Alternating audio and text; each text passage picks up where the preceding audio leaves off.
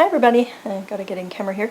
Yeah, so this is our second video discussion posting, and all about counselor competency and wellness. And yeah, so just going through the ACA and the board for Oregon State. The most common reason for discipline seems to be sexual and or inappropriate relations with clients.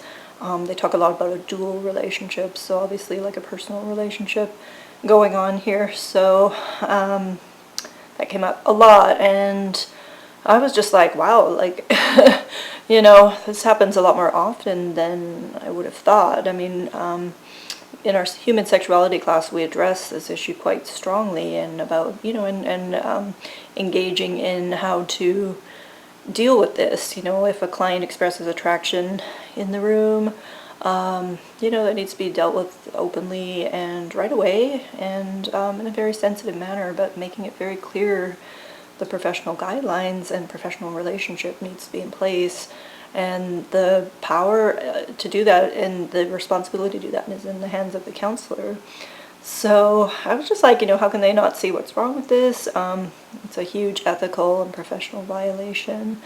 You know, clients are in a vulnerable position, and it's kind of an intimate relationship, and they're practicing things with us as counselors that they can take out to the real world with their other relationships. But, you know, crossing over that line absolutely can't happen. You know, we need to set the boundaries on that, and, you know, throughout the whole process, just so that both we and clients agree that, you know, these are, you know, we're kind of just simulating relationships in counseling in a vulnerable and real way, but that's meant to be done in the outside world with you know, actual intimate relationships. So it's quite a long list about that, with that, and you know, many counselors seem to have real issues with not knowing what boundaries are. A lot of them were licensed counselors too. Very few interns I saw on the list, so that's kind of good. You know, the book also talks about, you know, getting interns into having good training like early on with this, and basically understanding that this is definitely an ethical violation, and to be clear on how to deal with that and how to prevent it and all of that kind of thing. And counselors need to know how to handle when clients may express attraction to the counselor.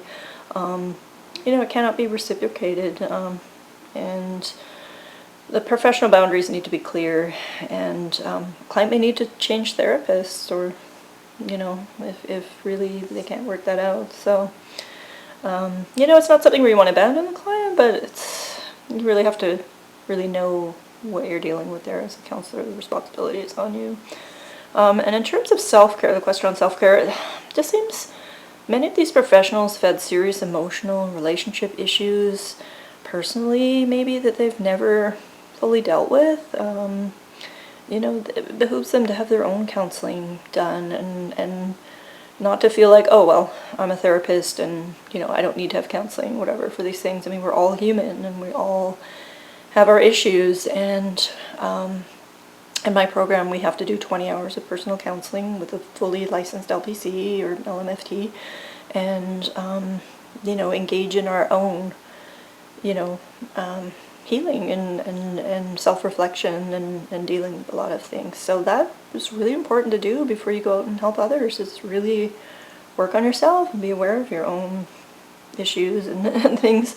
And, you know, also these licensed counselors, I mean, yeah, these are ones I imagine are not supervised, or else they did not bring this issue to supervision, but supervision really needs to be around this. If something is happening, like a client is expressing some feelings, or you're having some feelings, you got to bring that to supervision or consult or something. Just go, hey, you know, I mean, I think we kind of know what the boundaries are, but if it's not clear, that should have been done before it got to that point where it was too late, and then a license has to be pulled or disciplinary actions have to be taken. So, you know, it is impairment when you don't know how to set boundaries, and you know, haven't realized for yourself what the professional issues are, and not to kind of, I mean, we're all human, but we have to keep that in check, you know, as a professional. So yeah, and take care of issues like before they become real problems, you know. So the ACA says under impairment C.2 point G, counselors monitor themselves for signs of impairment of their own physical, mental, or emotional problems and refrain from offering professional services when impaired. So seek assistance for issues before they reach critical points, and limit or suspend or terminate their professional work, while they figure out their own stuff, basically. And they assist, they assist colleagues and supervisors, letting them know basically where they have impairment and where they need help, and consult and get assistance, as I mentioned, was needed. So this is so that interventions can be made and help can be given to somebody who's struggling with that, or if a client expresses attraction, how to deal with that and stuff, as I mentioned. So, and this goes the same for counseling students and interns. Obviously, very important to learn at the learning stage and just get that set that these are the boundaries. Yeah, and so a question for me, it just makes me think how counselors themselves, and for counseling, it's important for us to constantly question our abilities. And it's just like, how do people think they could really get away with that? Like, other colleagues noticed it, or the relationship went sour and the client reported it, that can really happen. And so people feel safe somehow to do it who have violated these boundaries. But, it just makes me think that how could they just not think that this could go wrong and take advantage of this vulnerable and intimate situation that is in the therapy room. So, and how do we identify our own blind spots and needs? That's one question too. It really makes us need to have good supports in our life to turn to and get feedback on, maybe where we need to work on some things too, because we all can have our defense mechanisms and, not realize where we need help. So that was another thought that came to me from that. So thank you.